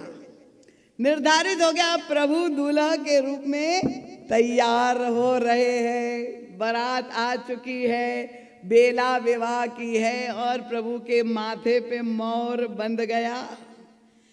और जब मोर बंध गया तो प्रभु खोज रहे हैं, ऐसे देख रहे हैं चारों तरफ, एकांत में है। और जब प्रभु देख रहे, गोस्वामी तुलसीदास जी वहां पहुंच गए, और प्रभु को अकेले देख करके गोस्वामी जी ने, देखिए क्या मीठा भाव है। गोस्वामी जी ने कहा, प्रभु आप किसी को खोज रहे, कुछ चाहिए आपको? प्रभु ने कहा, हाँ मैं यही तो सोच रहा हूं, विवाह करने जा रहे थे, दूल्हा को सवारी चाहिए। और दूल्हे की सवारी क्या होता है? किस सवारी पे दूल्हा विवाह करने जाता है बताइए? घोड़े पर ना, डर क्यों रहे, घोड़े पर जाता। अब प्रभु की तो यात्रा बड़ी विचित्र थी। आए थे विश्वामित्र जी के साथ, इसलिए मार्ग में जब बारात, दशरथ जी महाराज सबको लेके अयोध्या से आए, तो ऐसी विशाल भव्य बारात थी, और सब लोग मार्ग में जो दर्शन कर रहे थे ऐसे गदगद हो रहे थे। और तब सबने कहा कि दूल्हा कहाँ है? प्रभु की बारात को देख करके तो परिचय तो दिया कि ये तो दूल्हा का पिता है, ये दूल्हे का भाई है, पर दूल्हा कहाँ? उनका ये तो पहले से ही ससुराल पहुंच चुका है। ये प्रभु तो ऐसे विलक्षण दूल्हे। तो अब विवाह के लिए दूल्हा को घोड़ा चाहिए, अश्व चाहिए। प्रभु खोज रहे हैं कि मेरे उपयुक्त घोड़ा कहाँ मिलेगा। और गोस्वामी तुलसीदास जी ने वहां पर दूल्हे राम का बहुत अद्भुत सुंदर वर्णन किया है। भव्य ऐसा पहला दूल्हा अवतार के रूप में दर्शन हो रहे हैं, उनके सौंदर्य की पराकाष्ठा का वर्णन कर रहे, पर वहां दूल्हे के साथ गोस्वामी तुलसीदास जी ने घोड़े का भी वर्णन किया है। और घोड़े का ही वर्णन नहीं किया, देखिए शब्द अगर आप लोग मानस पाठ करते हो, गोस्वामी जी लिखते, जगमगत जीन जराव ज्योति सुमोति मणिमाणिक लय। जो वस्त्र पहना था दूल्हे घोड़े के ऊपर, वो जीन जो कहते हैं, उनका जगमगत जीन जराव ज्योति सुमोति मणिमाणिक लय, ऐसे उसका श्रृंगार घोड़े का किया गया था। और किंकिणी, वहां भी किंकिणी ललाम लगाम ललित बिलो की सूर नर मुनि ठगे। क्योंकि प्रभु के विवाह के बारात में केवल अयोध्या वासी नहीं, केवल जनकपुर वासी नहीं, सारे स्वर्ग के देवता सब उतर आए थे। क्योंकि ये पहला अवतार है दूल्हा वेश में, सारे देवी देवता आ गए थे सब। और जिस घोड़े का दर्शन करके, दूल्हे का तो प्रश्न नहीं, घोड़े का दर्शन करके सब ठगे से रह गए। इतना सुंदर घोड़ा, ऐसा उछल रहा था, ऐसी उसकी तीव्र गति, शक्तिशाली, इतना चंचल।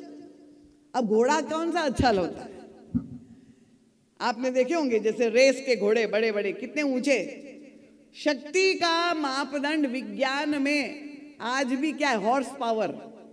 घोड़ा अपनी शक्ति के लिए जाना जाता है, और गति के लिए, इतनी तीव्र गति हो और ऐसा फुर्तीला। गोस्वामी तुलसीदास जी ने उस घोड़े का वर्णन किया, इतना सुंदर चंचल घोड़ा, ऐसा दिव्य उसका जो है शरीर। तो आश्चर्य हुआ कि ये घोड़ा आया कहां से। अब मान लीजिए कोई घोड़ा हो, बड़ा सुस्त है, शिथिल हो, धीरे धीरे चल रहा हो, तो आप कहेंगे ये घोड़ा है कि गधा है? तो दूल्हे के लिए जो घोड़ा, और हमारे राम जब दूल्हे बने हैं तो ऐसा घोड़ा चाहिए उनके अनुरूप। तो गोस्वामी तुलसीदास जी ने प्रभु से कहा आपको घोड़े की आवश्यकता है? प्रभु ने कहा, उनका प्रभु मेरे पास एक घोड़ा है और आप उस घोड़े का सदुपयोग कर लीजिए प्रभु। देखिए ये है संतों के पास वो युक्ति, और वो केवल अपने को नहीं, वे सारे संसार के प्रत्येक व्यक्ति को निमंत्रण दे रहे हैं कि आज प्रभु विवाह करने के लिए जा रहे हैं, उनके पास उनको घोड़े की आवश्यकता है। अगर आपके पास ऐसा अश्व हो, और वो अश्व कौन है? गोस्वामी तुलसीदास जी कहते हैं कि ये हमारा मन जो है, जो स्वभाव से इतना चंचल है, मन का पुत्र ही मनोज है, और व्यक्ति पूरा जीवन प्रयास करता है पर ये मन की चंचलता समाप्त नहीं होती। मन में जो गति है, कितनी तीव्र गति, मन के समान गति किसी में नहीं। तो गोस्वामी तुलसीदास जी कहते हैं कि ये हमारे मन रूपी घोड़े पर हम लगाम नहीं लगा पा रहे। वही बार बार समझाते, संयम करने का प्रयास करते हैं, पर वो घोड़ा हमारे बस में नहीं रहता है। वो इतना चंचल है, इतना भागता रहता है, इतना शक्तिशाली है। और ऐसा घोड़ा जो बड़े बड़े योगियों के भी प्रयास से, उनके जीवन भर योग साधना करते हुए भी ये मन रूपी अश्व किसी के कंट्रोल में, नियंत्रण में नहीं आया। गोस्वामी जी कहते ये अवसर है आपके पास कि ये मनोज, गोस्वामी तुलसीदास जी ने, काम की स्थिति क्या है? को जग काम न चावन जेही। ये काम की समस्या सारे संसार को नचा रहा है। ये काम नारी विबस नर सकल गोसाई, नाचत नट मरकट की। नारी सौंदर्य के वशीभूत होकर हर एक व्यक्ति बंदर की तरह नाच रहा है काम के इशारे पर, और काम सबको नचा रहा है।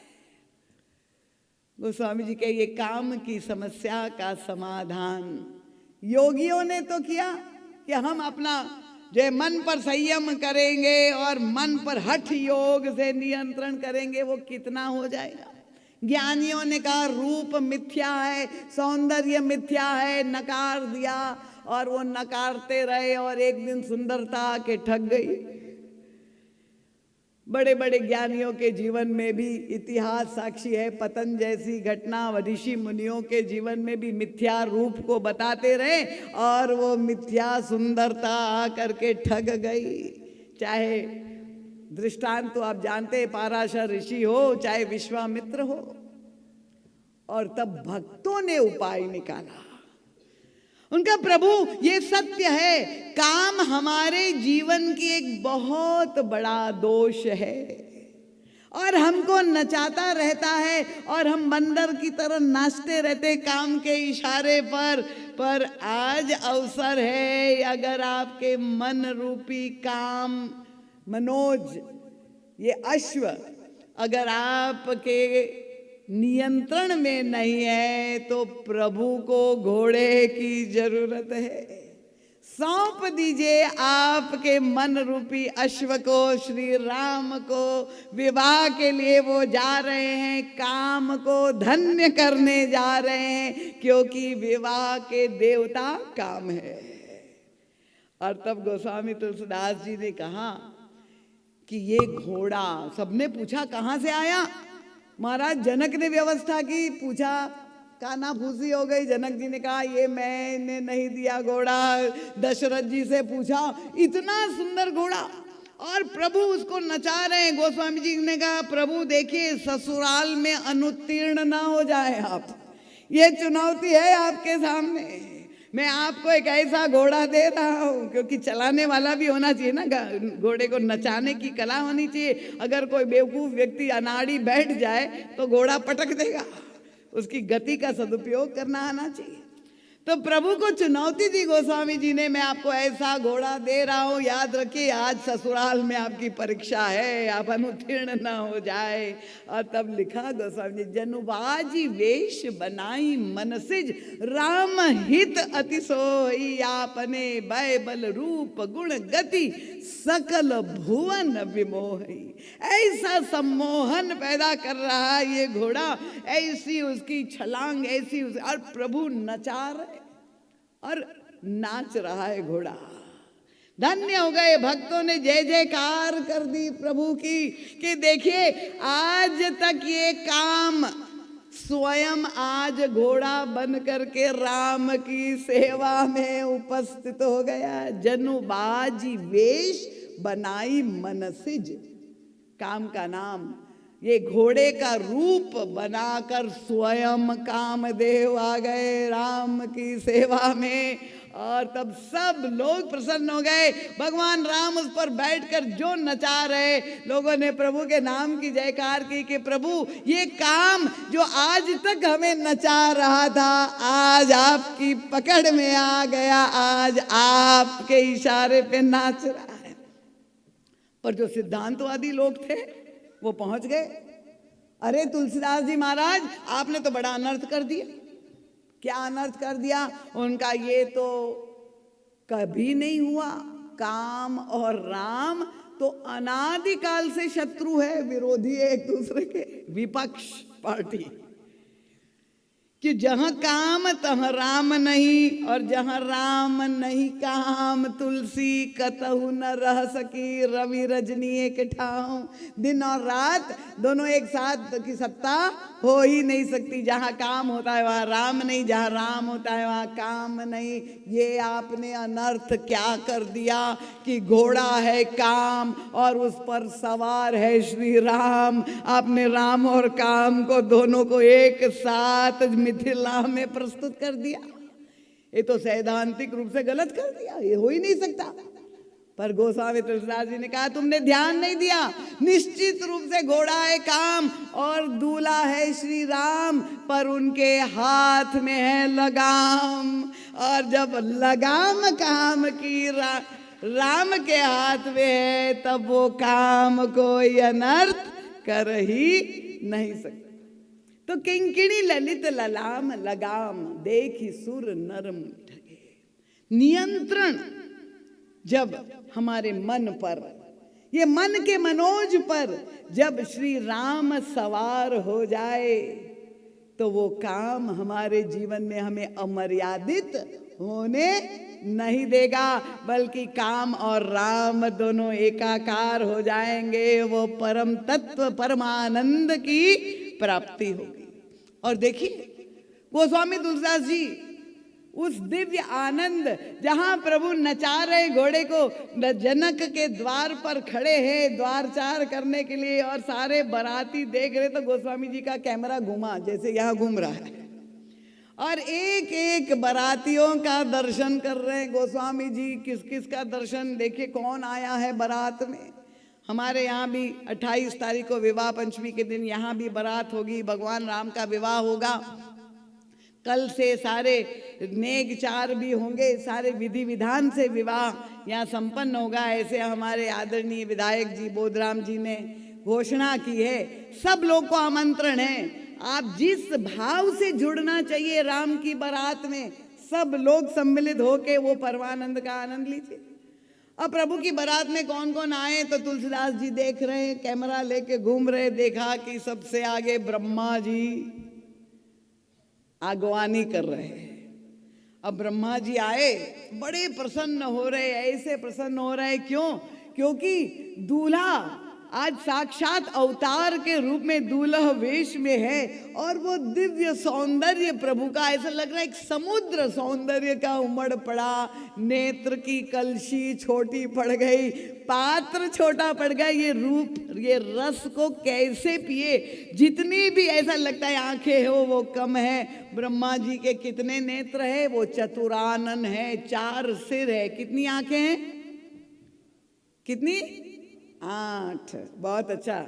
यहाँ देवता वर्ग जागृत है, देवियां आप लोगों का नाम नहीं आया है क्या? इसलिए सुषुप्त है आप लोग।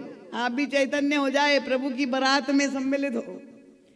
8 नेत्रों से दूल्हे का दर्शन कर रहे हैं ब्रह्मा जी, और धन्य हो रहे हैं। उनको लगता है अरे आज इतना पछतावा हो रहा है, 8 नैन जानी पछताने, बहुत कम पड़ गए नेत्र, ज्यादा होते तब और उस रूप रस माधुरी का पान करता। अब ब्रह्मा जी आगे देख रहे, पछता रहे हृदय से। उनके पीछे देखा, गोस्वामी जी कैमरा घुमा रहे, पीछे कौन है? सेनापति कार्तिकेय जी, देवताओं के। अब कार्तिकेय जी षडानन है, 6 सिर है। 6 सिर में कितनी आंखें हुई? 12 आंखें। बहुत अच्छा, गणित आप लोगों का पक्का है। 12 नेत्र से दर्शन कर रहे हैं।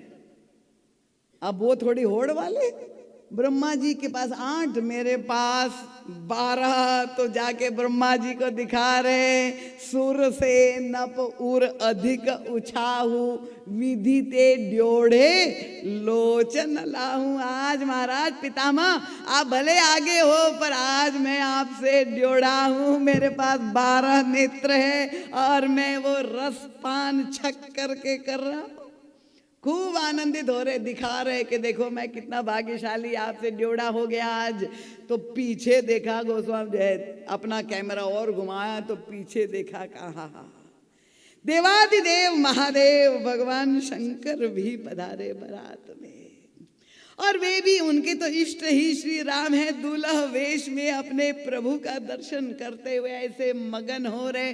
पंचानन महाराज वो कैसे? उनका शंकर राम रूप अनुरागे, आंखों में अनुराग, प्रेम भरी दृष्टि से प्रभु अपने इष्ट के सौंदर्य का पान कर रहे हैं। पर भगवान शंकर बड़े सावधान हैं। 5 सिर में कितनी आंखें? बताइए। 15। आप लोग तो बहुत बुद्धिमान हैं। भगवान शंकर ने क्या किया? गोस्वामी तुलसीदास जी ने लिखा, दर्शन की कला उनका शंकर राम रूप अनुरागे, नयन 5 10 अति प्रिय लागे। 5 और 10 नेत्र उनको अत्यंत प्रिय, शंकर जी को अपने नेत्र अत्यंत प्रिय लग रहे हैं। तो 5 10 क्यों विभाजित किया 15 को?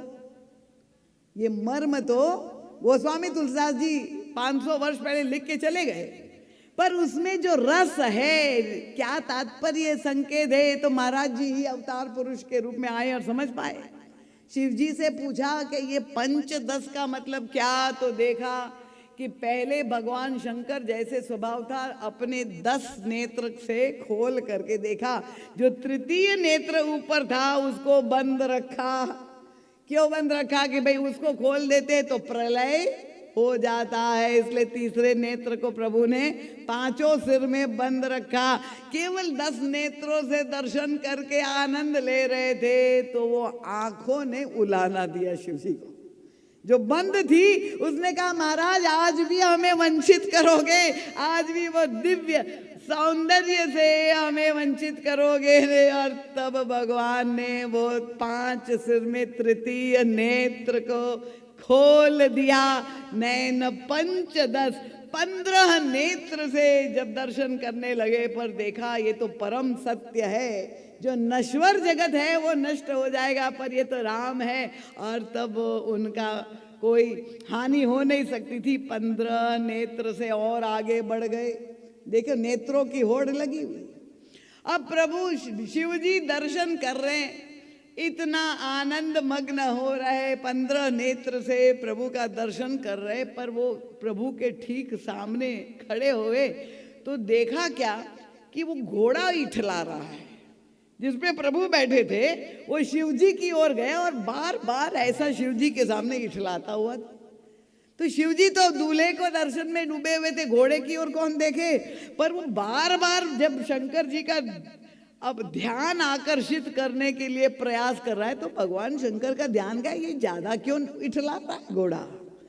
और ध्यान से देखा तो ओहो, पहचान लिया, ये तो पुरानी पहचान हो हमारी कहोगे घोड़ा है कामदेव। और देखिए गोस्वामी तुलसीदास जी का दर्शन कामारी और काम दोनों को एक साथ आमने सामने प्रस्तुत कर दिया। मूर्तिमान काम भी उपस्थित है और कामारी, भगवान शंकर का नाम कामारी क्यों पड़ा मालूम है ना? क्योंकि पहले कामदेव जब आए थे विवाह के लिए, देवताओं ने भेजा था, तो भगवान शंकर ने जो समाधि में थे अपनी तृतीय नेत्र को खोल करके काम को जलाकर भस्म कर दिया था, तब से उनका नाम कामारी पड़ गया। तो अब कामारी और काम दोनों आमने सामने, घोड़ा सामने चुनौती दे रहा है किसको? साहस देखिए काम का कितना बढ़ गया। भगवान शंकर जिसने जला दिया था उनको वो आज चुनौती दे रहा है। उनका महाराज उस समय जला दिया था, आज जला कर देखो तो जाने। कामदेव भगवान शंकर को कह रहे आज जला दो तब तो हम जाने। भगवान शंकर बहुत आनंद लेते हुए कहा जरा दूल्हे को हटाओ तब न जाने। आज दूल्हा रूपी राम तुम पर सवार है, आज तुम धन्य हो। जब काम के ऊपर राम सवार है तो उसको नष्ट करने की जरूरत नहीं। अगर राम हट जाएंगे तब मैं तुम्हें दिखाता हूं कि तुम्हारी क्या सत्ता है। और तब भगवान शंकर दर्शन कर रहे हैं। गोस्वामी तुलसीदास जी कहते हैं नेत्रों की होड़ है। प्रभु के सौंदर्य का पान करने के लिए नेत्रों की कलशी कम पड़ रही है। आज कौन सबसे अधिक भाग्यशाली है? तो पीछे दिखाई दिया। उनका ब्रह्मा जी चतुरानन उनका नहीं, उनका षडानन नहीं, पंचानन नहीं, उनका आज सबसे अधिक भाग्यशाली कौन है? और तब उन्होंने कहा राम ही चितव सुरेश सुजाना, गौतम श्राप परम हित माना। देवताओं के स्वामी, स्वर्ग के स्वामी इंद्र भी पधारे हुए हैं। उनका आज पुरंदर समको नाही। आज सबसे धन्य कौन है? जो प्रभु के दर्शन कर रहा है। उनका इंद्र के समान आज कोई। इंद्र कौन है? देखिए महाराज जी कहते कामी और कामारी दोनों एक साथ आमने सामने इस बारात में उपस्थित है। इंद्र से बढ़कर कोई कामी नहीं, जिन्होंने अहिल्या का पातिव्रत च्युत किया था। गौतम ऋषि ने श्राप दिया था जाओ तुम्हारे शरीर में 1000 छिद्र हो जाए। तो वो कामी इंद्र आज प्रभु की बारात में सम्मिलित हो गया। क्योंकि जब उन्होंने पश्चाताप करके गौतम से क्षमा मांगी थी तब गौतम ऋषि ने कहा था कि ये श्राप वरदान तब हो जाएगा जब राम आएंगे और दूल्हा वेश में तुम उनको दर्शन करोगे तो तुम्हारे शरीर के 1000 छिद्र 1000 नेत्र के रूप में परिणत हो जाएंगे। उनका आज पुरंदर समको नाई। कल क्या हुआ और कल क्या होगा मैं नहीं कह सकता हूं, पर आज सबसे बड़ा भाग्यशाली कौन है? उनका इंद्र है, जो 1000 नेत्रों से प्रभु का दर्शन कर रहा है, उनके सौंदर्य का पान कर रहा है। तो गोस्वामी तुलसीदास जी महाराज ने काम जनित समस्या का कितना सुंदर समाधान, भक्ति मार्ग की ये विशेषता है कि जो वृत्ति हमारे मन में है उस वृत्ति को नकार देने से समस्या का समाधान नहीं होगा। क्योंकि व्यक्ति के मन में रस की पिपासा है, उसको सुख मिलता है, रस चाहिए। पर ये मन की जो रसिज्ञता है, मन की जो चंचलता है, अगर संसार की ओर मुड़ेगी तो निश्चित रूप से वो पतन का कारण बनेगी। क्योंकि आपको विषय परायण, आपको भोगवादी बना देगी। जैसी पाश्चात्य संस्कृति है, भोगवादी संस्कृति है। पर हमारे ऋषि मुनियों ने ये जो साधना के विभिन्न मार्ग बताए, भगवान राम ने ये गृहस्थ आश्रम को स्वीकार करके काम का संयमन और काम का सदुपयोग कैसे करे कि काम राम को मिलाने वाला हो जाए, ना कि काम और राम शत्रु बने। तो इस तरह से विवाह प्रसंग के द्वारा गोस्वामी तुलसीदास जी महाराज ने गृहस्थ आश्रम में भी व्यक्ति रह करके अर्थ और काम का सुख भोगते हुए वो कैसे राम से एकाकार हो सकता है, ये विभिन्न जो हमारा पथ प्रशस्त किया है वो कुछ सूत्र आपके सामने रखने का प्रयास किया, क्योंकि बहुत अधिक विलंब हो गया है, आप लोगों को दूर तक जाना है। कथा के 4 दिन और शेष है, उसमें विवाह के जो वर्णित गोस्वामी तुलसीदास जी ने विभिन्न रीतियां हैं, जो कन्यादान है, पद प्रक्षालन है, सिंदूर दान है, बारात में जो जेवनार है, ये विभिन्न परंपराएं जो वर्णित है, जो आज भी चल रही है, वो लोक रीति वेद रीति वो सब का युग तुलसी परम पूज्य गुरुदेव ने व्याख्या की है कि किस तरह से ये विवाह का समारंभ, ये गृहस्थ आश्रम हमारे लिए धन्य हो सकता है। इन शब्दों के साथ आप सबके प्रति बहुत बहुत साधुवाद। महाराज जी का सद साहित्य अगर आप पढ़ना चाहते हैं उपलब्ध है।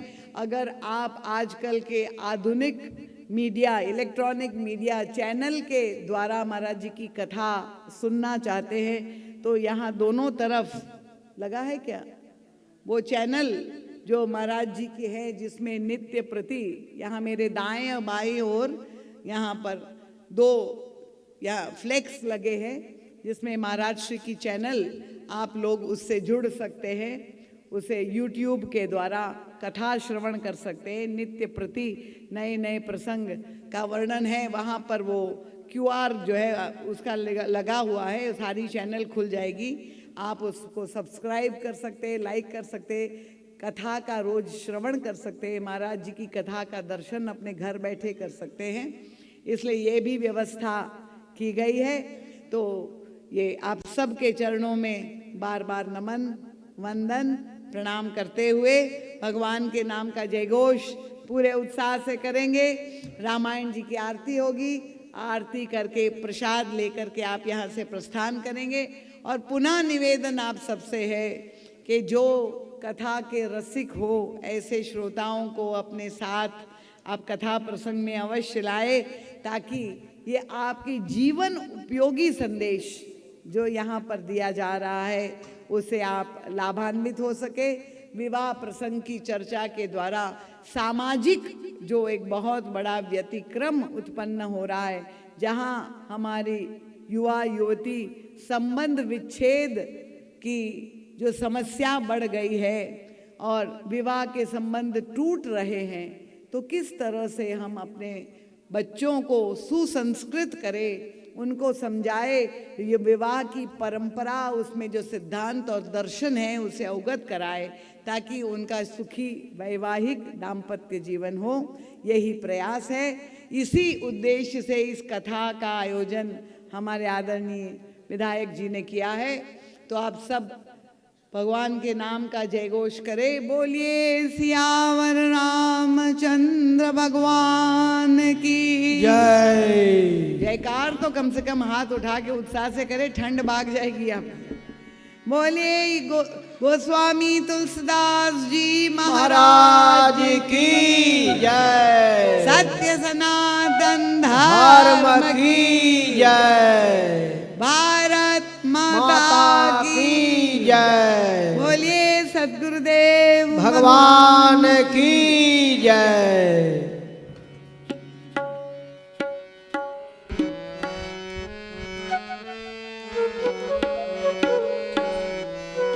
भगवान की आरती होगी।